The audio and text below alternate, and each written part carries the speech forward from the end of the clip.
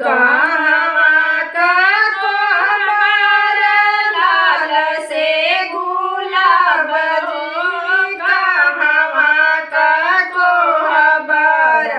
हीरा मोती जड़ावलो, कहवा का कोहबर ताहवा कवन देई पलंगा बिछावे हो, ताहवा कवन दुल्हा पाने से जाले हो, ताहवा कवन दुल्हा घुसुक सूता ननदो का भैया हो, गवाने का चुनरी धूमिला होई जइए हो, गवाने का चुनरी एतनी बचन जब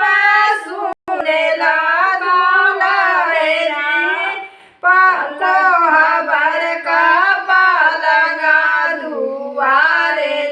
ले जा हो, कोहबर का पलंगा जब हम होती अपने पापा का दुलारी हो, घेरी आईते बदरा बरी से लगता बनी हो, घेरी आईते बदरा घेरी आईले बदरा बरी से लगले पानी हो, ओरिया बाजे लगले ननदो का भैया हो, ओरिया भीगे लगल खोला दानिया हो, बजड़न के वाड़ी हो, हमहु सूत बधान तुअरे गोड़ा वारी हो,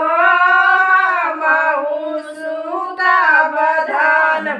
जब हम खोलब प्रभु बजड़न के वाड़ी हो, हमारी पापा जी से दहेज जानी मंगिया हो,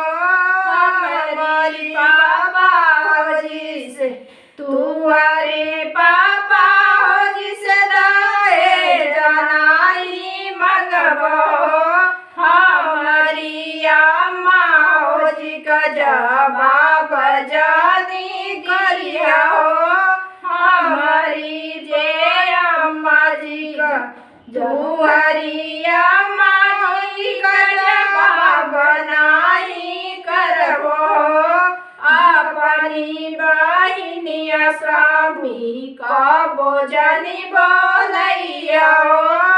अपनी बहिनिया स्वामी अपनी बहिनिया धाना रोज रोज बोलैबो, अपनी नैहरवा धाना कबो जानी जइया हो,